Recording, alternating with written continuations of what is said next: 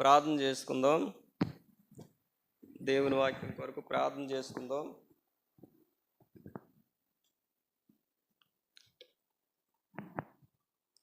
ప్రేమ కలిగిన తండ్రి, కృపగల దేవ, ఆశ్చర్యకార్యం చేసే దేవుడువు. ఆనాడు ఇజ్రాయేల్ నీ ప్రజల ఎడల మీరు ఎన్నో గొప్ప కార్యాలు, నేను అద్భుత కార్యాలు చేశారు. వారిని విమోచించావు. ఆనాడు ఇజ్రాయేల్కి దేవుడిగా పిలువబడ్డావు. అన్య జనాంగమైన మమ్మల్ని కూడా మీరు ప్రేమించి రక్షించడానికి ఈ లోకానికి దిగివచ్చారు. మా పాపముల కొరకే శిలువపై మరణించారు, సమాధి చేయబడ్డారు. సమాధిలోంచి 3వ దినాన్ని లేపబడి 40 దినాలు సజీవునిగా కనపరుచుకుని పరలోకానికి వెళ్ళారు. ప్రభా, మీరు రాబోతున్నారు. ఆనాడైతే ఇజ్రాయేల్కి పాలు తేనెలు ప్రవహించే దేశాన్ని స్వాస్థ్యంగా ఇచ్చావు. మాకైతే ప్రభా పరలోక రాజ్యాన్ని స్వాస్థ్యంగా ఇవ్వటం కొరకే మీరుండే స్థలంలో మేము కూడా ఉండడానికి మీరు పరలోకం నుండి దిగి రాబోతున్నారు. ఆ రాకడ కొరకే మేము కూడా ప్రభా నీ కొరకు కనిపెడుతూ జీవించడానికి సహాయం చేయండి. మా మధ్య నుంచిన ఆ బల్లను బట్టి కూడా వందనములు, స్తోత్రములు. ప్రభా, నన్ను జ్ఞాపం చేసుకుంటే దీన్ని చేయడన్నారు. నేను జ్ఞాపం చేసుకున్నట్టుకే నీ వాక్య ప్రత్యక్షతలోంచి మమ్మల్ని దర్శించండి. మాకు మేమే పరీక్ష చేసుకుని సిద్ధపడి కృతజ్ఞతాపూర్వకంగా తీసుకోవడానికి నీ యొక్క దాసుని బలపరిచి వాడుకోమని యేసు ప్రభు నామములో ప్రార్థించి వేడుకుంటున్నాను తండ్రి, ఆమేన్.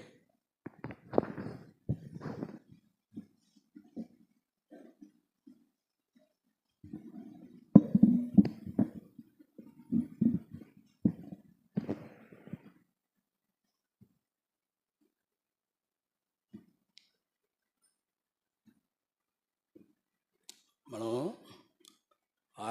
అందరూ ఆరాధించామని, మనం దేవుని మహింపరిచామని మనం తిరిగి ఉన్నాం. మనం ప్రభు యొక్క బలలో కూడా ఏకమైన రీతిలో పాల్పంపులు పొందాలని ప్రభు పేరిట మిమ్మల్ని అందరినీ వేడుకుంటున్నాను. రండి, 1 కొరింథీ మనం ఎప్పుడు చదువుకునే భాగమే 11, 26 నుంచి 30 వరకు చదువుకుందాం. అందరం కలిసి చదువుకుందాం. 1 కొరింథీ 26 నుంచి 30 వరకు కలిసి అందరం చదువుకుందాం. మీరు ఈ రొట్టెని తిని ఈ పాత్ర అనేది త్రాగినప్పుడల్లా ప్రభు వచ్చే వరకు ఆయన మరణం ప్రచురించెదరు. కాబట్టి ఎవడు యోగ్యంగా ప్రభు యొక్క రొట్టె తిననో లేక ఆయన పాత్రను త్రాగునో వాడు ప్రభు యొక్క శరీరం గూర్చి రక్తం గూర్చి అపరాధేగను. 28 కాబట్టి ప్రతి మనుషుడు తను పరీక్షించుకోవాలను. అలాగూ చేసి ఆ రొట్టెను తిని ఆ పాత్రను త్రాగవలను. ప్రభువు శరీరమని వివేచింపక తిని త్రాగువాడు తమకు శిక్షావిధి కలుగుటకే తిని తాగుచున్నాడు. ఇందువలన మీలో అనేకులను బలహీన రోగులై ఉన్నారు, చాలామంది నిద్రించున్నారు. అంతవరకు చాలు. 30 చాలు. మత్తయి సువార్త 25 మనందరూ తెలిసినయే కాదు, ధ్యానించుకుందాం. 25 1 నుంచి 13 వరకు చదువుకుందాం. 25 మత్తయి సువార్త 25 1 నుంచి 13 చదువుకుందాం. అందరం కలిసి చదువుకుందాం. పరలోక రాజ్యము తన దివిడిని పట్టుకొని పెండ్లు కుమారుని ఎదుర్కొన్నటకు బయలుదేరిన 10 మంది కన్యకలు పోలి ఉన్నది. వీరిలో 5 బుద్ధి లేని వారు, 5 బుద్ధి గలవారు. బుద్ధి లేని వారు తమ దివిటీలు పట్టుకొని తమతో కూడా నూనె తీసుకొని పోలేదు. బుద్ధి గలవారు తమ దివిటీల్లో కూడా సిద్ధులలో నూనె తీసుకొని పోయిరి. పెండ్లి కుమారుడు ఆలస్యం చేయగా వారందరూ నిద్రించుండ్రి. అతను ఎదుర్కొండగారండి అనేకులకు ఏకలు వినపడిను. అప్పుడు ఆ కన్యకలను లేచి తమ దివిటీలని చక్కపరిచేది, కానీ బుద్ధి లేని ఆ కన్యకలు ఆ దివిటీలని ఆరిపోయినవి గనుక మీరు నూనెలో కొంచెం మాకు ఇయ్యడని బుద్ధిగల వారిని అడిగిరి. అందుకు బుద్ధిగల కన్యకలు, మాకును మీకును ఇది చాలదేమో, మీరు అమ్ముకుని వారి పోయి కొనుక్కోండి చెప్పారు. వారు కొనబోతుండగా పెళ్లి కుమారుడు వచ్చెను. అప్పుడు సిద్ధపడి ఉన్నవారు అతనితో కూడా పెండ్లి విందుకు లోపలికి పోయిరి. అందరి తలుపులు వేయబడిను. ఆ తర్వాత దక్కిన కన్యలు వచ్చి, అయ్యా అయ్యా మాకు తలుపు తీయమని అడుగ్గా అతడు మిమ్మల్ని నేను ఎరుగనని చెప్పుచున్నాడు.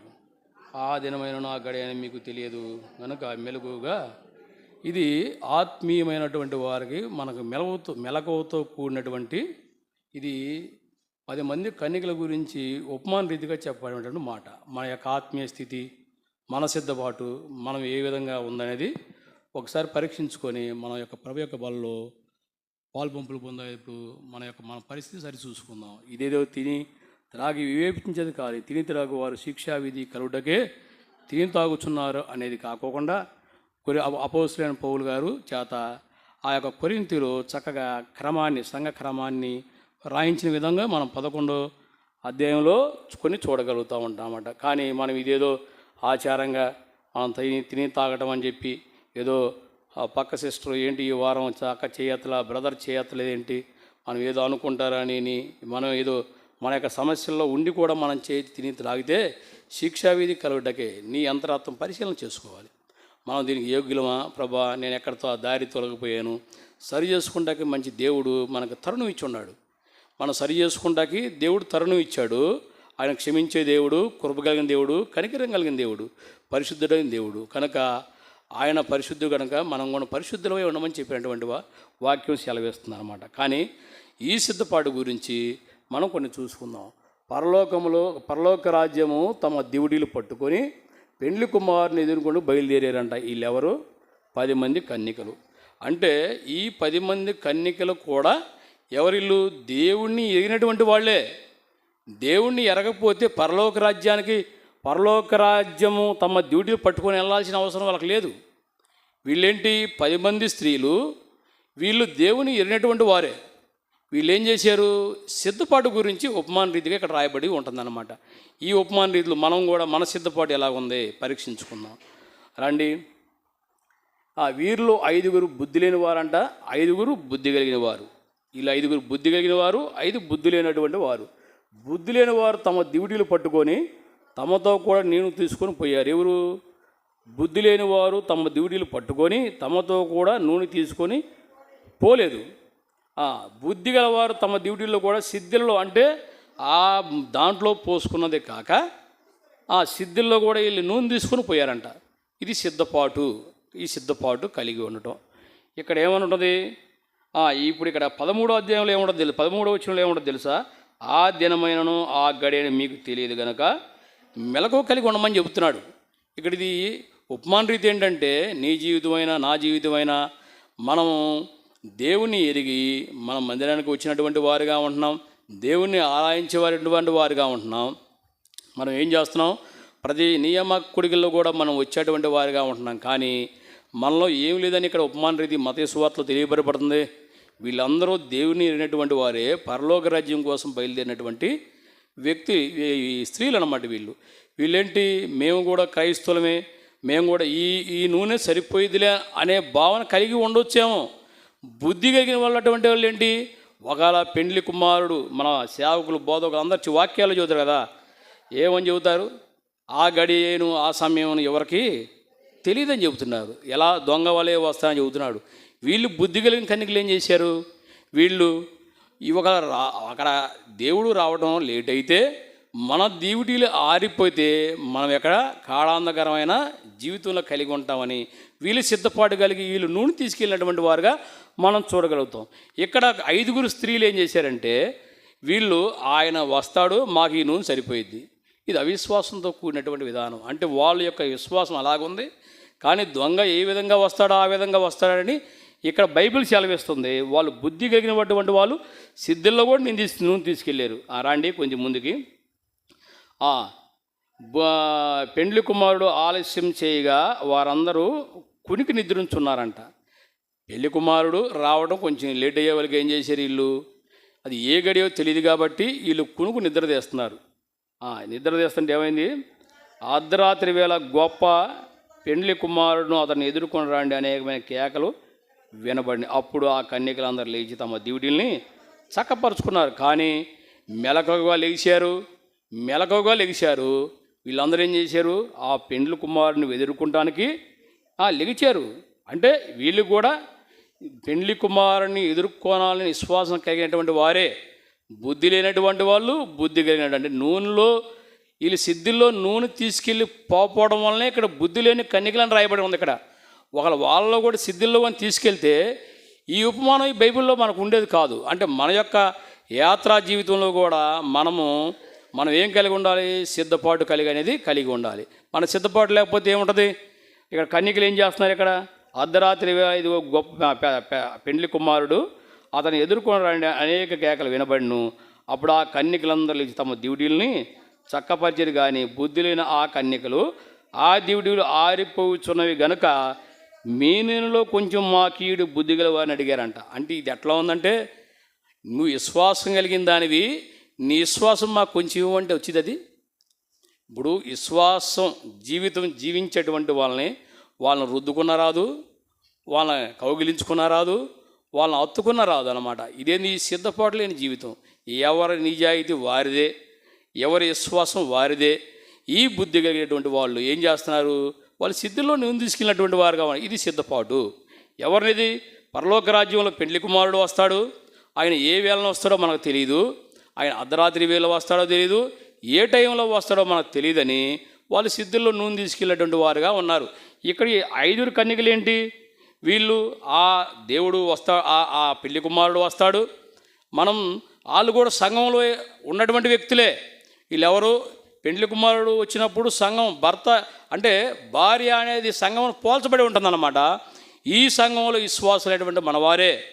ఎవరు? ఈ బుద్ధి లేని కన్యకలు కూడా మన సంఘంలో వాళ్ళే. అంటే మన సంఘం కావచ్చు. దేవుడు ఉపమాన రీతిగా మత్తయి సువార్తలో రాసిన దాని ప్రకారంగా వీళ్ళు మందిరంకి వచ్చేవాళ్ళే, వీళ్ళు ఆరాధన చేసేవాళ్ళే, వీళ్ళే బలలో కూడా యోగ్యమైన రీతిగా పంపునటువంటి వారే. వీళ్ళు నియమ కూడికలకు కూడా వచ్చేటువంటి వారే. ఎక్కడ సువార్త ఉండా చేసేటువంటి వారుగానే ఇక్కడ మనం చూడగలుగుతున్నాం. ఇవన్నీ లేకపోతే ఆ పరలోక రాజ్యంలో పెండ్లి కుమారుడు వస్తాడని చెప్పి వీళ్ళు కూడా వెళ్తాకు ఉండేవాళ్ళు కాదు. అన్నిలైతే వెళ్తారా? అన్నిలైతే వెళ్ళరు కదా. మనం దేవుని ఎరుగున్నాం, దేవుడు వస్తున్నాడు, మనం ఏ టైం వస్తాడో తెలియదని చెప్పి వీళ్ళు పెండ్లికి సిద్ధపడిన వారుగా ఉన్నారు. ఈ సిద్ధపడిన వారిలో 5 సిద్ధపడిగలిగిన వ్యక్తులుగా మనం ఇక్కడ చూడగలుగుతున్నాం. బుద్ధి లేని ఆ కన్యకలు ఆ దివిడీలు ఆరిపోతున్నవి గనుక మీ నూనెలో కొంచెం మాకియుడి అని బుద్ధి గలవారు అడిగారంట. వారేమంటున్నారు? వాళ్ళు విశ్వాసం కలిగిన వాళ్ళు అండి. వాళ్ళు చాలా తెలివైన వాళ్ళు. వాళ్ళ విశ్వాసంలో అమ్మ పెండ్లి కుమారుడు వస్తాడు, పెండ్లి కుమారుని మేము ఎదుర్కొనాలి, ఆ పరలోక పట్టణానికి మేము కూడా కొనిపోవడానికి విశ్వాసం కలిగినటువంటి వాళ్ళు ఎలా ఇస్తారు? వాళ్ళు అంటే అది మీకు ఇచ్చినా అది మాకు సరిపోదు, మీకు సరిపోదు. అమ్మవారికి వెళ్ళండి, కొనుక్కొచ్చుకోండి, అంత సమయం ఉంటుందా? ఇది సిద్ధపాటు లేని జీవితం. మనం కూడా ప్రభు యొక్క బలలో పాల్పంపినటువంటి ఈ సిద్ధపాటు నీకు నాకు కలిగి ఉందా? మనం కూడా ఆరాధించేటువంటి వారమే, గణపరిచినటువంటి వారమే. మనం కూడా ఏర్పరచబడిన జనాంగంలో ఉన్నటువంటి వారే, రాజులైన యాజు సమూహంలో ఉన్నటువంటి వారమే. మనం కూడా దేవుడు మనతో తన సురక్తం ఇచ్చి మనం కొనుక్కున్న సంఘంలో నిన్ను నన్ను చేర్చినటువంటి దేవుడు సిద్ధపాటు లేని జీవితం కలిగిన వారు గురించి దీన్ని పోల్చబడి ఉన్నదన్నమాట. ఇది అయితే వారు ఏమన్నారు? వారు కొనబోచుండగా పెండ్లి కుమారుడు వచ్చెను, అతడు లోపలికి వెళ్ళిపోయారు. పెండ్లి విందుకు ఏం చేశారు? వెళ్ళిపోయారు. ఎవరు వెళ్ళిన వాళ్ళు? ఎవరు? ఇల్లు బుద్ధిగల కన్యకలు. వాళ్ళకి నూనె సరిపోయింది. అంటే ఏంటి? విశ్వాసానికి గుర్తది. నూనె అంటే ఏంటి? ఉపమానం రీతిగా దివిటీలు నూనె అని అనుకుంటున్నాం, కానీ నూనె విశ్వాసంకి గుర్తుగా ఉంటుంది. ఆ విశ్వాసంతో వాళ్ళు ఏం చేశారు? ప్రభువు రాకడ అనేది వస్తుంది, మనం సిద్ధపాటు కలిగి మెలకుగా ఉండుడి. మనం ఏం చేయాలంట? మనం కూడా ఆ లోపలికి పెండ్లి కుమారుడు యొక్క లోనికి వెళ్ళాలని ఇక్కడ చెబుతుంది. చదవండి. అంతటా తలుపులు వేయబడ్డాయి. వచ్చి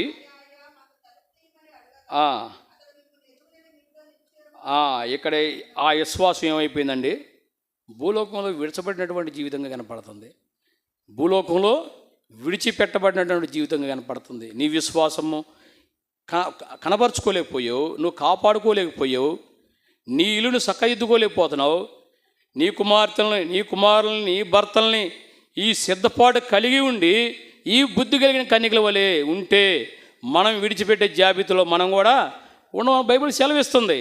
నూనె విశ్వాసం గుర్తుగా మనం కూడా ఏమైనా విశ్వాసం కాపాడు కొనసాగించేవాడు దానికి అర్థం యేసువైపే చూసేవాడు అని చెప్పి బైబిల్ సెలవిచ్చడానికి మనకు కనపడుతుంది. ఇక్కడ ఏం చేస్తున్నారు వీళ్ళు?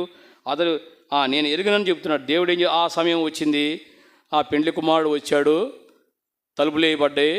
ఇప్పుడు వాళ్ళు వచ్చేమో నెత్తి ఎవరు కొట్టుకున్న అయ్యో అయ్యో నరుతున్నాక ఏమైంది, మిమ్మల్ని నేను ఎరుగను, నిశ్చయంగా మీతో. ఇక దాంట్లో నిశ్చయంగా అంటే దేవుడు మళ్ళీ ఏదో మళ్ళీ తీస్తానులే.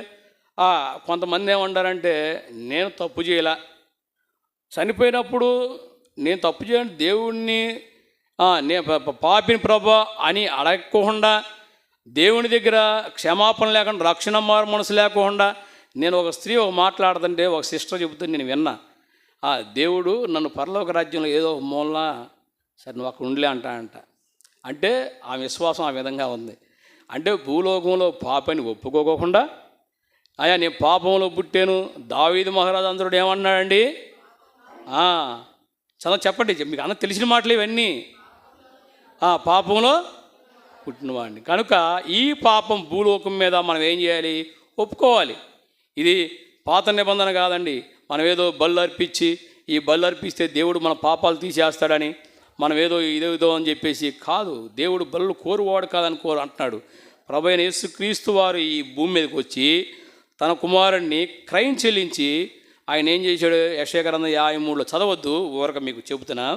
53లో తండ్రి తన కుమారుని చిత్తం ప్రతిదీ కూడా దాంట్లో పొందపరచబడి ఉంది. ఈ యెషయా గ్రంథం 53 అధ్యాయంలో అసలు అది ఎట్లాంటిదంటే భయంకరమైన సిచ్యువేషన్. దాన్ని తలుసుకుంటే, ఆ విషయాన్ని తలుసుకుంటే ఒకవేళ కుమారుణ్ణి పంపించడానికి నాకు తెలిసి ఏమన్నా మిఖాయేలు దూతనో నువ్వు వెళ్ళయా, నువ్వు వెళ్ళు అనేవన్నా ఆజ్ఞ వేయచ్చు. ఆ శిక్షని పడతానికి ఇది అది కళ్ళ ముందు కనపడుతున్న విధానాన్ని చూస్తే ఆ శిక్ష మేము తగిన వారం కానీ అని ఉంటారేమో నా అభిప్రాయం చెబుతున్నా. దాన్ని ఎవరు మరణ శాసనం రాసిన వాడే ఆ మరణముని కొట్టివేయడం అని బైబిల్లో మనం చూడగలుగుతాం. అంటే తిరిగి జయించి లెగుచడం వలన మనకు కూడా ఏమవుతుంది? తిరిగి పునరుద్ధానం మనం కూడా కలిగే ఆ నిత్యత్వంలో మనం కూడా ఉండే భాగ్యం, ఆ నిరీక్షణ నీకు నాకు కలిగి ఉంది. యేసు వచ్చినప్పుడు మనం పాడుకున్నాం. ఇప్పుడు ఆ చివరి వచ్చిన వాళ్ళు అదే దాని గురించి రాయబడుతున్నా. మన నిరీక్షణ ఎట్లా ఉండాలంట? ఆయన వచ్చినప్పుడు మనం ఎత్తబడ్డామా విడవబడ్డామా ఒకసారి పరీక్షించుకొని ప్రభు యొక్క బలలో మనం యోగ్యమైన రీతిలో ఇవే చింపి తిని త్రాగువాడు శిక్షా విధి కలుడకే త్రాగుచున్నాడని బైబిల్ సెలవిస్తుంది. కొరింథీ 11 ప్రకారంగా అపోస్తులైన పౌలు చేత సంఘ క్రమాన్ని, సంఘ వివరాన్ని మొత్తం దేవుడు బయలుపరిచిన నమూనాని అది మనం కొనసాగిస్తున్నాం. ఏదో కొంతమంది డినామినేషన్లో నెలకు ఒకసారి తీసుకుంటారు, కానీ మనం అలా కాదు. ప్రతి ప్రభు దినం రోజు దీన్ని ఏం చేయాలంట? రొట్టెని విరిచి దానిలో త్రాగునప్పుడు నన్ను జ్ఞాపకం చేసుకుంటకే దీన్ని త్రాగుచున్నారని చెప్పి అని అపోస్తులైన పౌలు చేత చక్క స్పష్టంగా ఈ యొక్క క్రమాన్ని రాసిన విధానాన్ని మనం చూడగలుగుతున్నాం. ఆ తర్వాత ఆ గడి అయినను ఆ దినమైనను గడి అయిన మీకు తెలియదు కనుక మెలగగా ఉండుడి అని అంటే ఇక్కడ చెప్పబడుతుంది అన్నమాట. ఇలాంటి అనుభవం అంటే బుద్ధి లేని కన్నికల వలె ఇంకా మన జీవితంలో ఏమైనా ఉన్నాయా? వాళ్ళు దేవుని ఎరిగినటువంటి వారే, వాళ్ళు దేవునిలో ఎరిగి దేవుని చూసినటువంటి వ్యక్తులే. వాళ్ళ యొక్క విధానం ఏమైందంటే మనం నాకు తెలిసి నేను చిన్నతనంలో ఉన్నప్పుడు అంటే ఒక యవ్వన కాలంలో ఉన్నప్పుడు గురవి గారు అని చెప్పి ఒక ఆయన పాత ముసలాయన, అంటే ఆయన బెంజమిన్ గారు సమకాలీడైనటువంటి పెద్ద విశ్వాసి. ఆయన విశ్వాసి అంటే బెంజమిన్ గారి కాలాల టయాల్లో ఉన్నటువంటి విశ్వాసి. ఆయన ఏం చేసేవంటే సువార్త ప్రకటించడానికి వచ్చినప్పుడు, సువార్త ప్రకటించడానికి ఆయన వస్తే ఎలా ఉండేదంటే కళాఖండిగా, అంటే ఇక్కడ హిందువులు ఉన్నారు, అన్యులు ఉన్నారు, మనం లేదు అంటారు అనేది కాదు. మన ఊర్లో పల్లెటూరులోకి వచ్చే వాళ్ళకి 100 ఎకరాల రైతు ఉన్నాడు అనుకో, ఆ రైతు ముందు మనం సువార్త ప్రకటిస్తుంటే ఏమంటారు? రే అటు వెళ్ళిపోరా, సువార్త ఇక్కడ చెబుతూనే వింటాను అని చెప్పేటువంటిగా ఆయన ముందు మాట్లాడదామో మా రైతు కొంచెం ముందుకెళ్ళి మనం సువార్త ప్రకటిద్దాం అనుకునేవాడు. కానీ ఆయన వాళ్ళ తిన్నంగా నుంచొని మైకి తీసుకొని అప్పుడు డబ్బా పెట్టి సైకిల్ మీద కట్టుకునే ఒక మైకు, ఒక గొట్టం మైకు ఉండే. ఇప్పుడు అంతా స్పీకర్లు వచ్చి ఉండే, అప్పుడు ఏంటంటే మైకు వాళ్ళకు వాక్యం చెప్పేటువంటి వాడిగా ఉండేవాడు అనమాట. అంటే ఆ ధైర్యం సేవకుడు కూడా చెప్పేవాడు కాదు. అలాంటి వాడు మరణం ఏ విధంగా అయింది తెలుసా? ఒకసారి ఆయన లోకంలో పడిపోతున్నాడు, లెగుతున్నాడు, మంచి విశ్వాసి. వెంకటపాలెంలో ఆయన పునాది అయినటువంటి వ్యక్తి. యెరూషలేం ప్రార్థనా మందిరంలో ఆయన ఒక స్తంభం పిల్లర్ లాంటి వాడు. తిరిగి ఆ అపవాది ఏం చేసింది తెలుసా? ఆయన్ని ఆ విశ్వాసం ఆయన యొక్క సమస్యలు బాధలు ఎక్కువైపోయి నవకరాన్ని తెచ్చుకొని తాగి చనిపోయాడండి. అంటే ఎంత విచారమైన బాధ అది. అంటే అలా చనిపోతే దేవుని తీర్పు మనకి కొద్దిగా ముందుకెళ్తే ఉంటుంది. 7:17లో ప్రసంగిలో ఉంటుంది. అది ముందు తర్వాత మాట్లాడుకుందాం దాని గురించి. ఏ విధంగా ఉండదంటే మన విశ్వాసాన్ని ఇక్కడ జాగ్రత్తగా చూసుకోలేని ప్రదేశంలో ఉన్నటువంటి వాడుగా ఉన్నాడు. లోకానుసార సైతాను అతను ఎట్లా బలపరిచిందంటే ఈ యొక్క సమస్యల్ని ముందు పెట్టింది. ఈ సమస్యల్ని తాగు, చచ్చిపో, నువ్వు మరణించు, నీకు మరణించితే అక్కడ నీకు నెమ్మదనం ఉంటుంది, భూలోకంలో నీకు నెమ్మది లేదు అంటే ఆయన సువార్త చెప్పినటువంటి వాడు ఏం చేశాడు? చివరికి ఆయన చనిపోయినటువంటి ఇప్పుడు ఆయన ఎక్కడికి వెళ్తాడు? పరలోక రాజ్యంకి వెళ్తాడా? పరలోక రాజ్యంకి వెళ్తాడా? దేవుడు మరణించి తీసుకెళ్తే ఆ యొక్క క్రమశిక్షణలో దేవుల్లో నువ్వు ఉంటే ఆయన యొక్క ఆయన సింహాసనం సాగిలపడి ఎప్పుడు నిత్యం ఆ యొక్క 24 పెద్దలు ఆ 4 జీవులతో కలిసి నువ్వు కూడా ఆరాధన చేసే భాగ్యం కలిగి ఉండే భాగ్యాన్ని తన పోగొట్టుకున్నాడు. మనకు సమస్యలు ఉండొచ్చు, మనకు అనేకమైనవి ఉండొచ్చు, మనం హత్తుకోవాల్సి దేవుడి మీద హత్తుకునే వారిగా మనం ఉండాలి. అలాంటి హత్తుకుని మనం బలలో ప్రభు యొక్క పాల్పంపులు పొందిన మనము మీరు నేను ఆ విధంగా ఉన్నామని ఒకసారి పరీక్షించుకుందాం. రండి. లోకాసు వార్త 16వ అధ్యాయం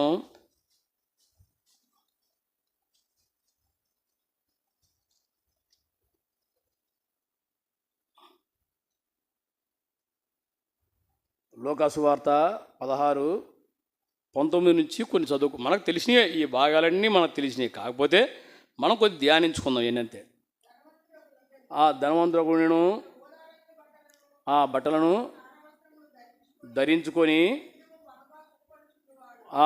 ప్రతిదినం బహుగా సుఖపడుతున్నాడు. ఇక్కడ ధనవంతుడు మరియు లాజరు గురించిన ఉపమానమైన రీతి ఇక్కడ మనం చూసుకుంటున్నాం. చదవండి.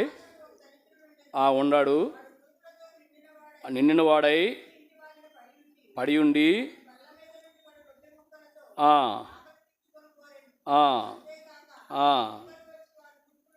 భయంకరమైన స్థితి అండి. ధనవంతుడు సుఖంగా జీవిస్తున్నాడంట. ధనవంతుడు ఏంది?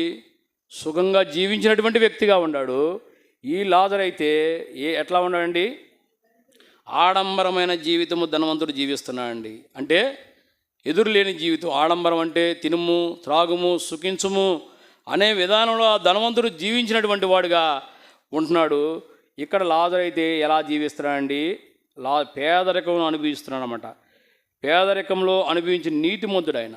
పేదరికం అనుభవించినటువంటి నీతిమంతుడు ఆయన. ఇక్కడ ఏముంది ఆయన గురించి? ఇక్కడ ఆయన కురుపులంట కుక్కలు నాగుతున్నాయి. అంటే భయంకరమైన స్థితి.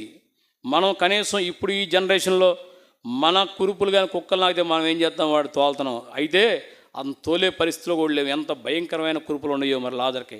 ఆ కుక్కలు వచ్చి నాగుతున్నాయి అంటే ఆయన నీతితో కూడి, అంటే నీతిమంతుడు మరణిస్తే ఒకనొక దినాన అబ్రహాం రొమ్మున ఆనుకోనబడి ఉండని విశ్వాసం కలిగినటువంటి వాడుగా లాజర్ను మనం చూస్తున్నాం. ఆయన విశ్వాసం ఎలాంటిదండి? ధనవంతుడి విశ్వాసం ఎలాంటిది?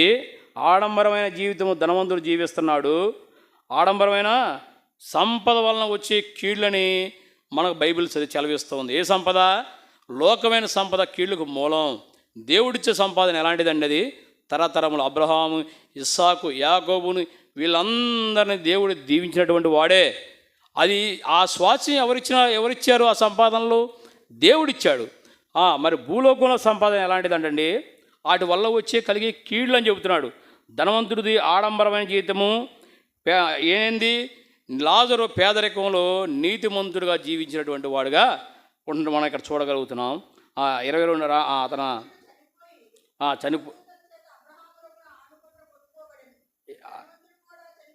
ఎన్నో వచ్చింది చదువుతున్నారక చదవండి.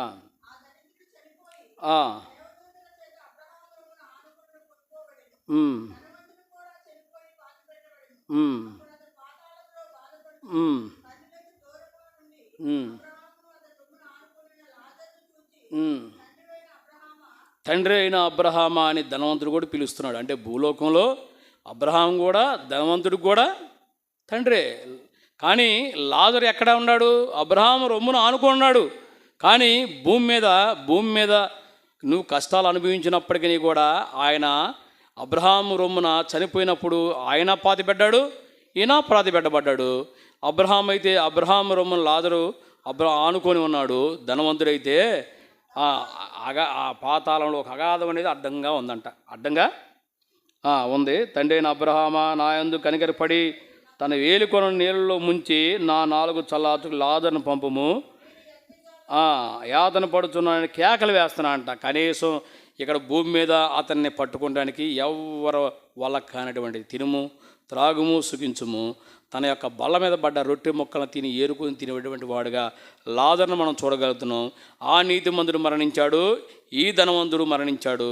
కానీ ఆ లాజరు ఎక్కడ ఉన్నాడో అబ్రహాము రొమ్మున కొనుగోబడినటువంటి వాడుగా మనం చూడగలుగుతున్నాం. అలాంటి నిరీక్షణ మనకుందా?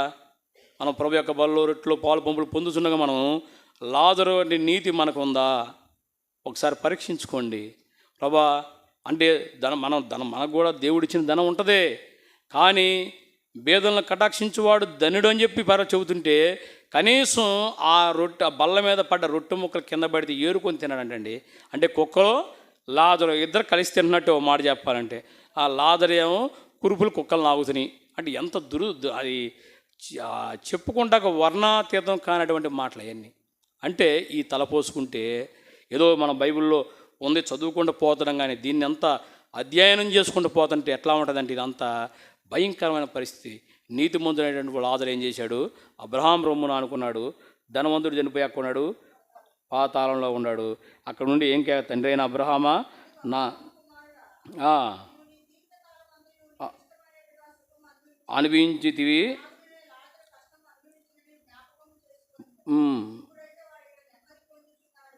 భూలోకంలో కష్టం అనిపించండి లాజరు. భూలోకంలో కష్టం. ఏ కష్టం అది? ఆయన తిండి దొరకలని దొంగతనం చేయలా, లేదా తిండి దొరకలా అని చెప్పేసి ఇంకో వేరే వాళ్ళని చంపలా, ధనాన్ని దోచుకోలేదు, కుక్కలు నాకుతున్నా కానీ ఆపరనే ఉన్నాడు. ఆ నీతి కలిగిన కష్టం ఏమైంది? అబ్రహాం రొమ్మున ఆనుకున్నటువంటి పరిస్థితి మనం చూడగలుగుతున్నాం. ధనవంతుడైతే ఒక నీళ్ళు ఉంచి ఒక చొక్కైన 4 తడుపుకుండా లాజరును పంపించు అనే పరిస్థితి ఇక్కడ. అంటే ఇక్కడేంటి? ఇక్కడ నీతిమంతుని మరణం చాలా మిక్కిలి ప్రియమైందని చెబుతున్నాడు. ఇక్కడ ఏంటంటున్నాడు? భూలోకంలో నీతిమంతుని మరణం ఎలాంటిదండి? ప్రియమైంది. రోమా 4:8 ప్రకారం చదవండి, తీసేది టైం చాలదు మనకి. రోమా 14:8.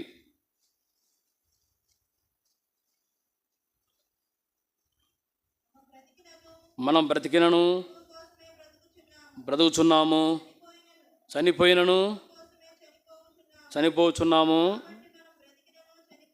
చనిపోయినను ప్రభువు వారిపై నీతిమంతుల మరణం మిక్కిలి ప్రియమైందని ఇట్లా అపోస్తులైన పౌలు చెప్పేటువంటిదిగా మనం చూస్తూ ఉంటాం. సమృద్ధి అయిన రక్షణ. దూతలు సేవిస్తున్నారు అంటే ఆయనకి ఈ సేవలు చేసినటువంటి వారుగా ఉంటున్నారు. లాజర్కి అబ్రహాం రొమ్మును కొనుక్కొని తీసుకెళ్ళిన వ్యక్తిగా మనం చూడగలుగుతున్నాం. ఇక్కడే రాండి, కొద్ది కిందకి రండి, ఇంకా అక్కడ కంటిన్యూ చేయండి. అక్కడ మీరు చదివిన కాడి నుంచి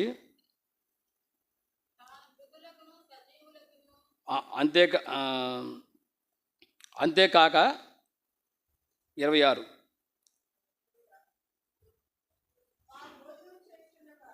ఇది లోకా సువార్త 16:26. అంతేకాక ఇక్కడ నుండి మీ వద్దకు దాటగోరు దాటి పోజాలకు ఉన్నట్లు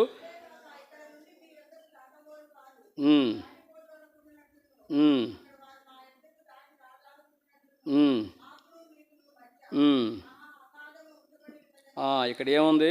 ఇక్కడ లాజరుకిను ఈ ధనవంతుడికి మధ్యలో గాథం ఉందంట. ఇది ధనవంతుడు ఏమి ఎరిగాడు? పరలోక రాజ్యంలో ఆయన తెలుసుకున్నాడు. ఏమని తెలుసుకున్నాడు? దేవుడు ఉన్నాడు, తినుము తాగుము సుఖించుము, నా ఇష్టానుసారమైన జీవితం నేను జీవించిన వాడుగా ఉన్నానని చెప్పి ఇక్కడ ఏమంటున్నా అంటే 27లో, అప్పుడు అతను తండ్రి, అలాగైతే నాకు 5 సహోదరులు ఉన్నారు,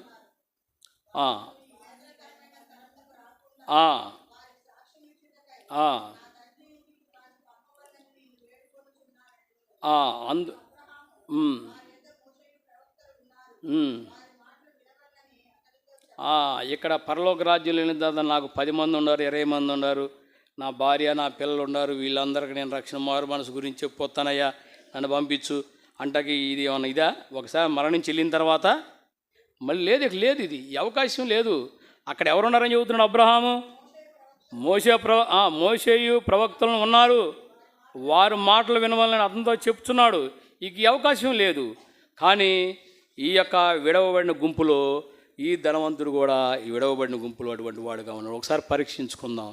అయ్యా, నేను విడవబడిన గుంపులో నుంచి ప్రభా నన్నైతే ఏం చేసి ధనవంతుడు ఆ యొక్క విధానంలో కాకుండా ప్రభా లాజరు కలిగినటువంటి, అంటే మనకి శ్రమలంటే భయంకరమైన శ్రమలు దేవుడు పెట్టడు, కానీ మనకు తట్టుకునే శ్రమలే మనకు పెడతాడు. దాంట్లో నిలకడగా మనం ఉంటే మనం కూడా ఏంది అబ్రహాము రొమ్మున అనుకునే పరిస్థితి దేవుడు నీకు నాకు కూడా ఏకమైన రీతిలో ప్రభు యొక్క పనిలో పాలు పొందే మనము దీన్ని గమనించుకోవాలి. రండి, ప్రకటన 19:6-7 ప్రకటన.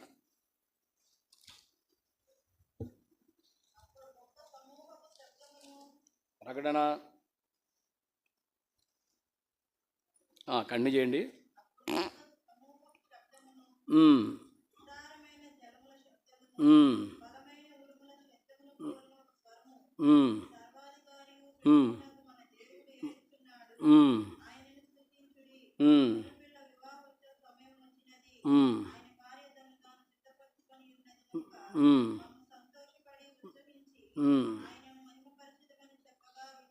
ఇక్కడ ఏంటంట, ఇక్కడ ఎవరు చెబుతారండి? ఇక్కడ 4వ వచనంలోకి వెళ్తే, అప్పుడు ఆ 24 పెద్దలను 4 జీవులను సాగిలపడి ఆమెన్ ప్రభువును స్తుతించుడని చెప్పుచు సింహాసనాసీనుడైన దేవునికి నమస్కారం చేసిరి. మరియు మన దేవుని దాసులారా, ఆయనకు భయపడు వారా, కొద్దివారేమి గొప్పవారేమి, మీరందరూ ఆయనను స్తుతించడని చెప్పుచు ఒక స్వరము సింహాసనం వద్ద నుండి వచ్చాను అంట. ఇదేంటిది?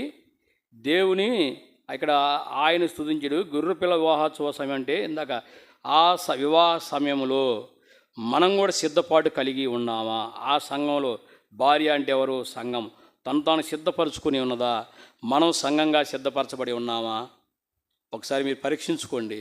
మనం బల్లో ప్రభు యొక్క పనులు మనం పాలు పంపులు పొందుతుండగా మనం ఇక్కడ ప్రభా ఆ గొర్రెపిల్ల వివాహోత్సవ సమయంలో వచ్చి ఉన్నది, ఆయన భార్య తను సిద్ధపరచుకున్న ఆ సంఘంలో నేను ఉన్నానా అని ఒకసారి పరీక్షించుకొని యోగ్యమైన రీతిలో మనం కూడా ఏం చేయాలి? ప్రభు యొక్క బలలో పాలు పంపులు పొందేవారుగా ఉండాలి. ఈ స్థితిని లేనటువంటి వారు కొంతమంది ఉన్నారు. ఈ స్థితిని ఎరగనటువంటి వారు, అంటే ఈ అనుభవంలో ఉన్నటువంటి వారు, దేవుణ్ణి ఎరిగినటువంటి వారు కూడా ఈ యొక్క గొర్రెపిల్ల వివాహ సమయం వచ్చిందని దీంట్లో విడిచిపెట్టవారు అని కొంతమందిని మనం చూసుకుందాం.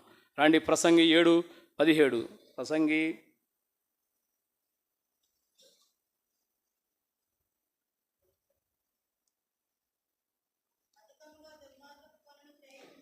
అధికంగా దుర్గార్పణలు చేయకుము, బుద్ధిహీనంగా తిరగవద్దు, నీ కాలం ముందుగా నీవు ఎలా చనిపోదు అంటున్నారు ఇక్కడ. అంతేనా? అధికంగా దుర్మార్గం పనులు చేయకుము, బుద్ధిహీనంగా తిరగవద్దు, నీ కాలం ముందుగా నువ్వు ఎలా చనిపోదు. అదే ఈ యొక్క ఏంటంటే మనము దేవుణ్ణి ఎరిగి అనేకమైన దుర్మార్గ పనులు మనం చేసి బుద్ధిహీనంగా తిరిగి మన చావును మనమే కొని తెచ్చుకుంటున్నాం. మన చావుని మనం ఈ బల్లో చేసేటువంటి వారమే, బల్లో రక్తమాంసాల్లో మనం చేసేటువంటి వారమే, యోగ్యమైన రీతిగా ఉన్నామని మనం అనుకుంటున్నాం. కానీ ఇక్కడ ప్రసంగికారుడు ఏం చెబుతున్నాడు? అధికంగా దుర్మార్గం పనులు చేయకము, బుద్ధిహీనంగా తిరగవద్దు, నీ కాలం ముందుగా నీవేలా చనిపోదు అని ఇక్కడ ఆ ప్రసంగి తెలియపరుస్తున్నాడు. మనం తిని తాగు వారమే, అనేకమైన చేసాడు దేవుని ఎరిగినటువంటి వారమే. మనం ఈ స్థితిలో కూడా ఉన్నామని దేవుడు చెప్పేటువంటి వాడు. రోమా 1:21-22 రోమా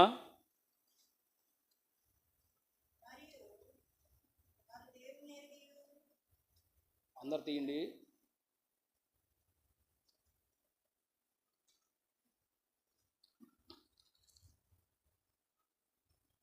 చదవండి.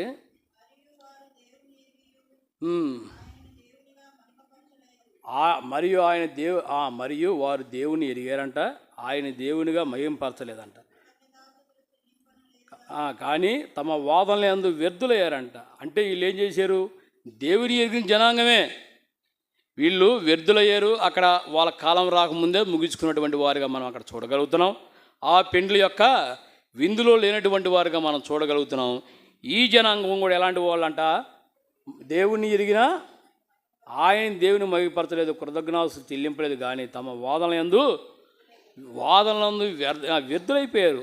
వాదనలు దేనికి? మనం వాదనలు పెట్టుకోకూడదు. బైబిల్లో ఉండదు, వాక్యానుసారంగా మనం జీవించాలి. బల్లో ఎగ్గుమైన రీతిగా ప్రభు యొక్క బల్లో మనం పాల్పొంపులు పొందాలి. కానీ ఇట్ట వాదనలు పెట్టుకొని మనం వ్యర్థులైకూడదని అన్నాడు. 22 కూడా, వారు అవివేక హృదయము అంధకారమయు మాయను తాను జ్ఞానమని చెప్పుకొనుచు బుద్ధిహీనులంట. ఎవరు జ్ఞాని? శాస్త్రి ఏమైనా జ్ఞాని ఏమైనా అడుగుతున్నాడా? బైబిల్లో అడుగుతున్నాడు కదా. ఎవరు జ్ఞాని? ఇక్కడ జ్ఞాని దేవుడే జ్ఞాని. సొలొమోను ఏమంటున్నాడు? ఆ జ్ఞానం వెరితనంతో పోల్చాడు. చివరికి జ్ఞానం వల్ల ఏమొచ్చిందంటే వెరితనమే. ఆయన సొలొమోను చెబుతున్నాడు. ఏ జ్ఞాని ఇక్కడ ఏం చెబుతున్నాడు? జ్ఞానమునని చెప్పుకొనుచు బుద్ధిహీనులు అయిపోయారంట. బుద్ధిహీనులైనటువంటి వారుగా మనం చూడగలుగుతున్నాం. వీళ్ళు ఈ యొక్క గుంపులోకి చేర్చబడేవారు కాదు. ఈ పెండ్లి కుమారు యొక్క ఆ సంఘం అంటే భర్త తన భార్య కోసం పెళ్లి కుమారుడు భూమి మీదకి వస్తున్నప్పుడు మనం ఎత్తబడే గుంపులో ఈ గుంపు ఇలాంటి వాళ్ళు ఉండరు. వీళ్ళు ఏమని వ్యర్థులు అవుతున్నారు అన్నారు. వాళ్ళు వాదనలు ఎందుకు వ్యర్థులయ్యారని చెబుతున్నాడు. జ్ఞానం అని చెప్పుకొంచు బుద్ధిహీనులు అయిపోయారని చెప్తున్నారు. అట్లాగే ఇర్మియా గ్రంథం 6:10 కూడా, ఇర్మియా 6:10,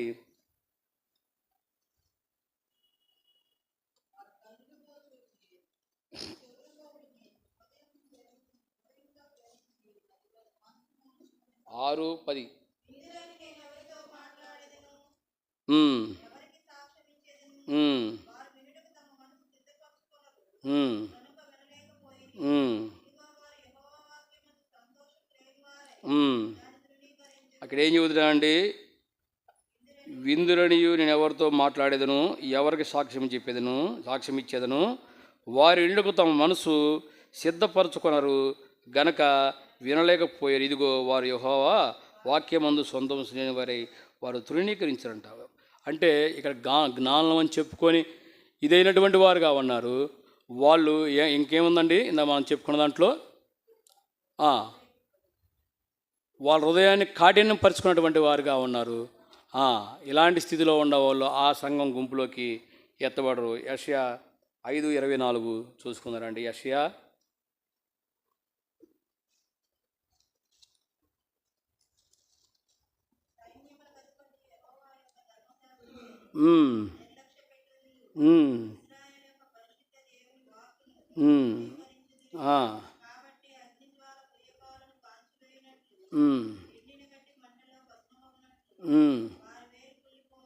వారి పువ్వు ధూళి వలె పైకి ఎగిరిపోవును. ఇలాంటి వాళ్ళంతా ఎక్కడ పోతారంటండి?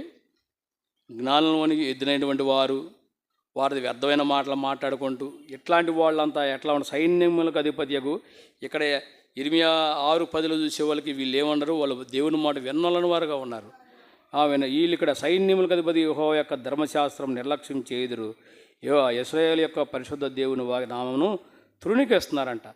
ఎట్లాంటి వారు ఎక్కడట? అగ్ని జ్వాలల కొయ్యకాలు కాలినట్లు ఎండిన గడ్డి మంటలో భస్మమగినడు వారి వేరు కుళ్ళిపోయి వారి పువ్వు ధూళివలే పైకి ఎగిరిపోతుందంట. ఇలాంటి పరిస్థితిలో ఉంటే మనం సంఘంగా ఎత్తబడతామా? ఎత్తబడం. మనం పరీక్షించుకుందాం. అట్లాగే లోకా సువార్త 18:9-14 మనం చదువుకొని ముగించుకుందాం. లోకా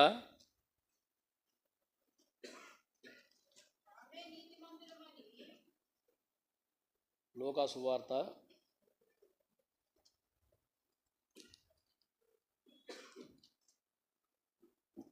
లోకా 18:9 నుంచి చదవండి. నమ్ముకొని తృణీకరించు ఈ ఉపమానం చెప్పాడంట.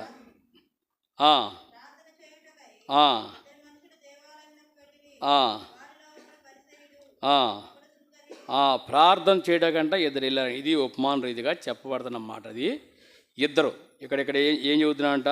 తామే నీతిమంతులమని తమ్మును అనుకొని ఇతరులను తృణీకరించు కొందరిలో ఆయన ఈ ఉపమానం చెప్పుచున్నాడు. ఏమని చెప్పుచున్నాడు?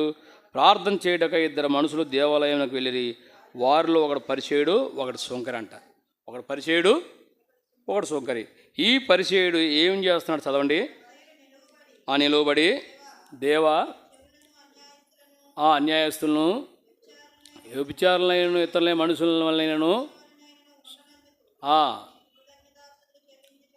ఆయన ఏం చేస్తున్నాడంట, కృతజ్ఞాస్తులు చెల్లిస్తున్నాడంట. ఇంకేం చెబుతున్నాడు, కొద్దిగా ముందుకు రండి, కిందకి రండి. వారానికి 2 మార్లు ఉపవాసం ఉంటున్నాడంటండి. 10వ వంతు ఇస్తున్నాడంటండి. ఇక్కడ ఏం చేస్తున్నాడు, భక్తి లేని ఏవి చేసినా వ్యర్థమే. నీతితో కూడిందే కొంచెమని శ్రేష్టమని చెప్పి దేవుడు చెలవిస్తున్నాడు. ఇక్కడ ఏం చెబుతున్నాడు, ఈ పరిచయుడు ప్రార్థన ఏ విధంగా ఉందంటే, అయా వారానికి 2 మార్లు నేను ఉపవాసం ఉంటున్నాను, 10వ వంతు భాగం ఇస్తున్నాను, చెల్లించున్నాను అని తనలో తాను ప్రార్థన చేసుకున్నటువంటి వాడుగా ఉన్నాడు. ఆయన నిన్ను ఉపవాసం ఉండమని చెప్పాడా? ఆయన నీ 10వ వంతులో నీ భాగం ఇవ్వమని చెప్పాడా?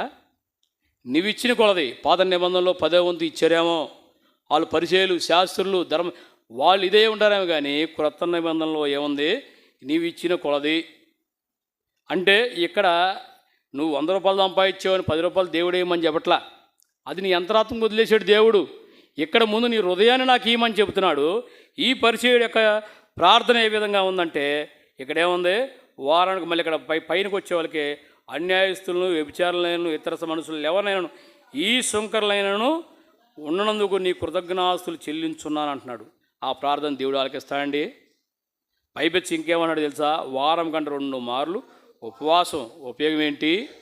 వారంకి 2 మార్లు ఉపవాసం ఉండటం వల్ల నీకు ఉపయోగం ఏంటి?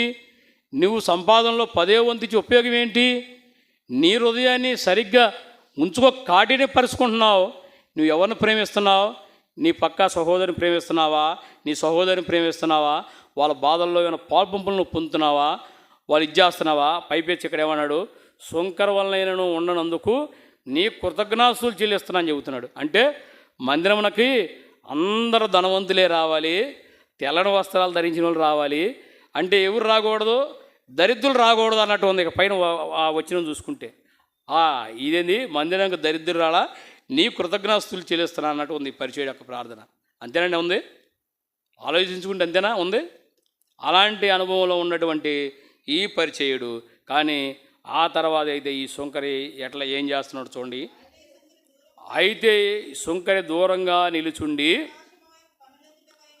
ఆకాశం వైపు కన్నులెత్తుటకైనను ధైర్యం చాలక రొమ్ము కొట్టుకొనుకుచు, దేవా పాపినైన నన్ను కరుణించుమని చెబుతున్నాడు అండి. ఇది ఎంత అసలు తీర్మానం అండి ఇది.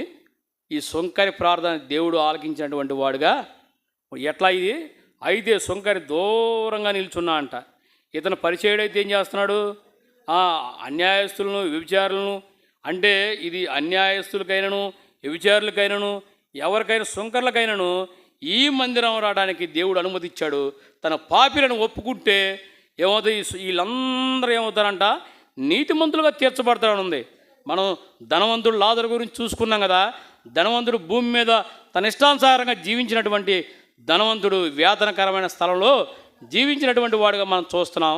అతను అంటాడు, అయ్యా నాకు 5 సహోదరులు ఉన్నారు, నేను వాళ్ళకి వెళ్ళి వాక్యం చెప్పుకొని పరలోక రాజ్యం ఉందని చెబుతాను అని అంటే అక్కడ అబ్రహాం ఏం చెబుతున్నాడు, వారి చెవటకి ఎవరు ఉన్నారంట, అలాంటి వారు ఉన్నారు. ఇక ఇది ఈ సమయం కాదని చెబుతున్నాడు.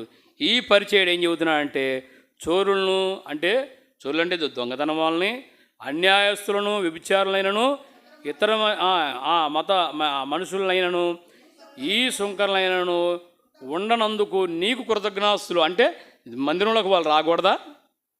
మందిరంలోకి ఎంత ఘోర పాపిరైనా కరుణిస్తాను దేవుడు సెలవిస్తుంటే ఈ యొక్క పరిచయుడు ఏం చేస్తున్నానంటే, వాళ్ళందరూ రానందుకు నీ కృతజ్ఞాస్తులు నేను చెల్లిస్తున్నా. అంటే డబ్బుండ వాళ్ళే రావాలి.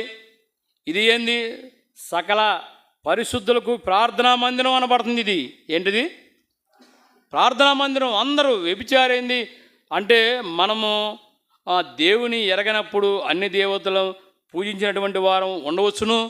ఇది వ్యభిచారంతోనే సమానమే. అయితే వాటిని మనం ఇక్కడ ఏమన్నాడు, వారు రానందుకంట మీకు కృతజ్ఞాస్తులు చెల్లిస్తున్నామయ్యా అంటున్నాడు. అయితే వారంకు 2 మార్లు ఉపవాసం ఉంటున్నాడంట. ఆయన సంపాదన అంతట్లో 10వ వంతు చెల్లిస్తున్నాం అంటున్నాడు. తనలో తాను ప్రార్థన చేసుకుంటుంటే ఇలాంటి వాడి ప్రార్థన దేవుడు ఆలకిస్తాడా? ఆలకించడు. పరీక్షించుకోవాలి. మన యొక్క సహోదరులు వాళ్ళ యొక్క సమస్యల్లో, బాధల్లో వాళ్ళు ఉన్నప్పుడు మనం ఏం చేయాలి? మన ఆయుధం ప్రార్థన. మన ప్రార్థనతో సంఘంగా కూడి ప్రార్థించుట. నా గురించి అయితే సంఘంగా ప్రార్థన చేసి ఉన్నారు. ఈరోజు నేను దేవుని దయ వల్ల ఈరోజు దేవుని వాక్యం చెప్పగలుగుతున్నానంటే నా గురించి మీరు ప్రార్థన చేశారు. లేకపోతే నా కాలు తీసివేయాల్సిన పరిస్థితి. నా 6 నెలలు 5 నెలలు నేను బహుఘోరమైన వేదన అనుభవించినటువంటి వాడిగా ఉన్నాను. ఏం చేశారు? నా గురించి మీరు సంఘంగా కూడి ఎడతెగగా ప్రార్థన చేసి అనేకమైన సంఘాలు నీళ్ళని గడల్లా అన్నగా బాగలదంట అనగానే ఏం చేశారంట? ఇలాంటి ప్రార్థన దేవుడు మీ యొక్క ప్రార్థనలు దేవుడు ఆలకించాడు. కాబట్టి ఈరోజు ఈరోజు ఈ మందిరంలో దేవుణ్ణి ఆరాధించగలుగుతున్నాను, గణపరచగలుగుతున్నాను. ప్రవేక బలలో కూడా యోగ్యమైన రీతిలో పాల్పంపులు పొందే భాగ్యం దేవుడు నాకు ఆయుష్ను పొడిగించాడు. అలాంటి ధన్యత అందరికీ, చాలామందికి స్వస్థత లేనటువంటి వారికి ఎంతమందో ప్రార్థన చేసినటువంటి వాళ్ళుగా ఉన్నారు. ప్రార్థన విధానంలో జయం పొందినటువంటి వారుగా ఉన్నారు. అనేక కుటుంబాల్లో సైతాను శోధనలు వచ్చినప్పటికీ కూడా మనం ప్రార్థనతో ఏం చేయాలంట? జయించేవారుగా. ఈ పరిచయ ప్రార్థన ఏ విధంగా ఉందంటే ఇక్కడ ఏమన్నాడు? అన్యాయస్తులను, వ్యభిచారులైనను ఈ మనుషులు ఎవరు రాకూడదు, సొంకర్లు ఎవడు ప్రార్థనకు రాకూడదు అంటండి. ఈయన అక్కడే రావాలి. అందుకు నీవు స్తోత్రాలు ప్రభా అంటున్నాడంట. కానీ సొంకర ఏం చేస్తాడో తెలుసా అండి? ప్రార్థన అయా అయితే సొంకరి దూరంగా నిల్చుండి ఆకాశం వైపు కనులెత్తు ధైర్యం చాలక రొమ్ము కొట్టుకొను దేవా పాపినైనా నన్ను కరుణించమని పలుకుతున్నాడు. ఇలాంటి వాడి ప్రార్థన దేవుడు ఆలకిత. ఇక్కడ ఏమన్నాడు చూడండి? అతనికంటే ఇతడు నీతిమంతులుగా తీర్చబడ్డాడంట. ఎవరికంటండి? పరిచయుడి కన్నా సుంకరి నీతిమంతులుగా తీర్చబడ్డాడు. ఈ నిరీక్షణలో నేను కలిగి ఉంటే ప్రభు యొక్క బలలో తీర్మానం చేసుకోండి. ప్రభా ఇంకా నీ జీవితంలో ఇంకేదన్నా లోపాలు కానీ ఉంటే సరి చేసుకోండి సహోదరి, సరి చేసుకోవాలి. మన యొక్క విధానాన్ని మార్చుకోకపోతే ఈ యొక్క ప్రకటన గ్రంథం 17వ అధ్యాయం 19, 6, 7 ప్రకారంగా ఆ యొక్క విధానంలోకి మనం ఉండమని చెప్పి బైబిల్ సెలవిస్తుంది. రండి 19. అప్పుడు గొప్ప సమూహము శబ్దమును, జలముల శబ్దము, ఉరుముల శబ్దము పోయిన ఒక స్వరము వినబడుతుంది.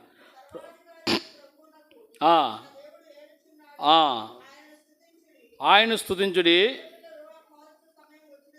వచ్చినది. ఈ సంఘం సిద్ధపరచుకొని మనం ఉన్నామా?